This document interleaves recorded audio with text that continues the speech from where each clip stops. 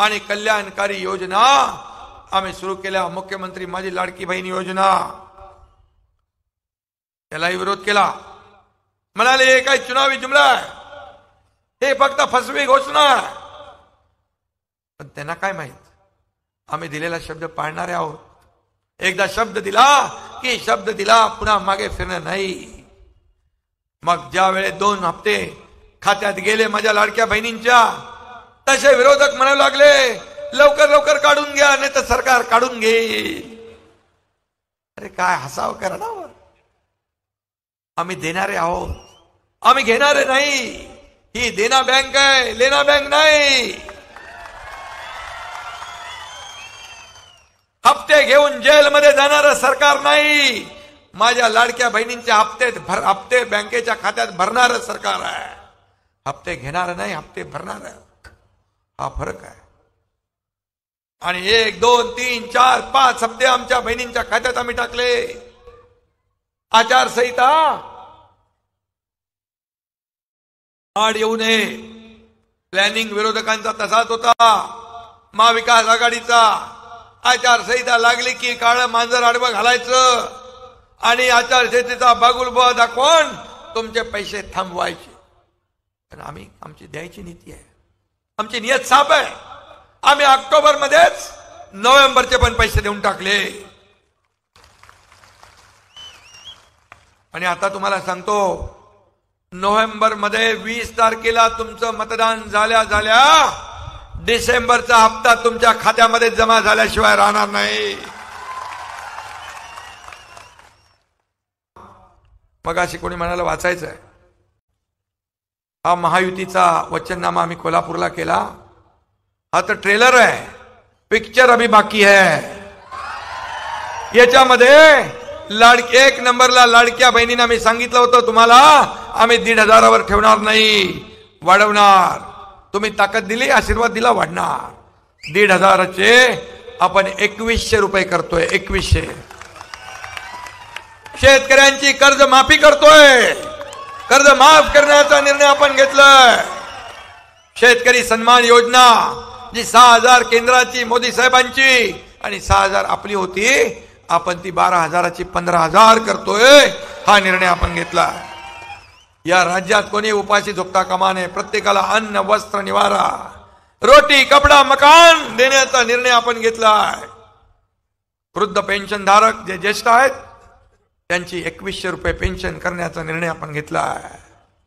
शेवटी त्यांचा आशीर्वाद आपल्याला लागतो. जीवनावश्यक वस्तूंचे भाव बाळासाहेब असताना 1995 साली स्थिर ठेवले, ते देखील आपण स्थिर ठेवण्याचा निर्णय घेतला आहे. 25 लाख रोजगार निर्मिती करण्याचा निर्णय घेतलाय आपण. तर आता प्रशिक्षण भत्ता सुरू केलाय, 6,000, 8,000, 10,000, तो देखील 10,000 करण्याचा निर्णय घेतलाय. त्याचबरोबर 45,000 गावात पाणंद रस्ते करण्याचा निर्णय घेतलाय. गावागावात रस्ते, शहराबरोबर गावागावामध्ये, शेतामध्ये शेतकऱ्यांना मोठा दिलासा देण्याचा निर्णय आपण घेतलाय.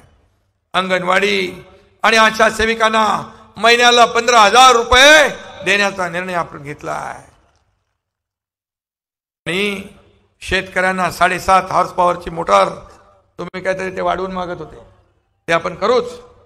पण त्यांना आपण 7.5 HP पंपाने शेती करणाऱ्या शेतकऱ्यांचं वीज बिल माफ करण्याचा निर्णय घेतला. 0 बिल आता सुरू झालंय ना. सोलर पंप आपण देतोय, मागेल त्याला सोलर पंप. विरोधक म्हणतात मागच्या बिलाचं काय. अरे बाबा, आम्ही पुढचंच घेत नाही तर मागचं काय घेणार. पूर्ण बिल माफ करून टाकलाय.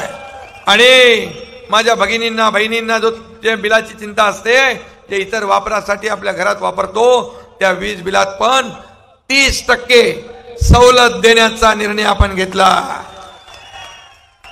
आणि सरकार स्थापनेनंतर 100 दिवसात विजन महाराष्ट्र 2029 हा जाहीर करण्याचा निर्णय आपण घेतला. आणि सोयाबीनचे भाव, कापसाचे भाव आणि इकडे केळी आहे, याचे कापसाला भाव जेव्हा पडतात तेव्हा भावांतर योजना लागू करण्याचा निर्णय घेतला. 20% दर पडले तर 20% ते गॅप भरून देण्याचा निर्णय आपण घेतला आहे.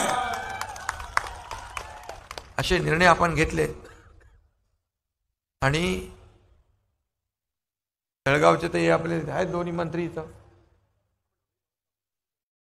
हमी भावामध्ये, आणि हमी भावात कापूस घ्यायला आपण सुरुवात केली आहे.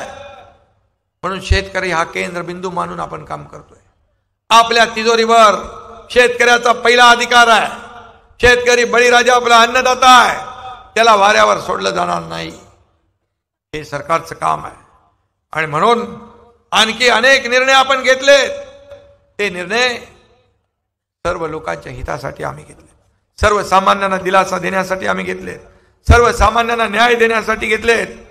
सर्वच आम्हाला काय मिळालं यापेक्षा या महाराष्ट्रातल्या जनतेला काय मिळालं हे बघणारे आपण राज्यकर्ते आहोत. तुमच्या आयुष्यामध्ये बाळासाहेब सांगायचे, कार्यकर्ता घरात नाही लोकांच्या दारात शोभून दिसतो. आणि म्हणून आपले कार्यकर्ते, आमदार, खासदार, मंत्री, शासन आपल्या दारी घेऊन गेले.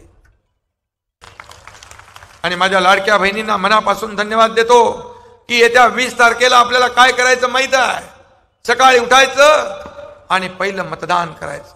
माझ्या भाऊजींना पण सांगायचं, मला आपण आपल्या मालकाला पण सांगायचं, पहिलं मतदान करा, नंतर चहा घ्या. नंतर चहा घेतो, नाश्ता करतो, नंतर दुपारचं जेवतो, थोडा आराम करतो. असं होता कामा नये. लोकसभेमध्ये आपण पाहिलं, लोकसभेत थोडे आपण गाफील राहिलो.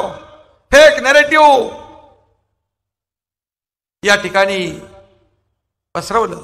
संविधान बदलणार, आरक्षण जाणार, काय काय घाबरवलं. कुणाला? मुस्लिम लोकांना घाबरवलं, ख्रिश्चन लोकांना घाबरवलं, आदिवासींना घाबरवलं. परंतु मी तुम्हाला सांगतो, जब तक सूरज चांद रहेगा बाबा साहेब का संविधान नहीं बदलेगा. हे बाबासाहेबांच्या संविधान घटनेवर आपण राज्यकारभार करतोय देशाचा आणि राज्याचा.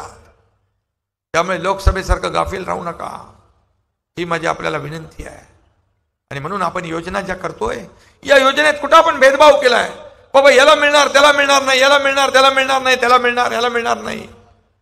आपण सगळ्या लोकांना या योजना लागू केल्या. आणि म्हणून सगळीकडे लाडक्या बहिणी बघतायत वाट, लाडके भाऊ वाट बघतायत, लाडके शेतकरी वाट बघतायत, कधी मतदान होतंय आणि महायुतीला आम्ही मतदान करतोय असं वातावरण संपूर्ण राज्यामध्ये आहे. याचा आनंद आणि समाधान आहे. आणि म्हणून आम्ही सर्वसामान्य कार्यकर्ते आहोत, शेतकरी कुटुंबातून आलोय. त्यामुळे तुमच्या दुःख वेदना आम्हाला माहित आहे. आणि म्हणून जेव्हा देवेंद्रजी आणि मी सुरुवातीला सरकारमध्ये आलो, तेव्हा पहिल्या कॅबिनेट पासून आम्ही शेवटच्या कॅबिनेट पर्यंत फक्त आणि फक्त जनतेचा विचार केला, शेतकऱ्यांचा विचार केला, सर्वसामान्य माणसाचा विचार केला.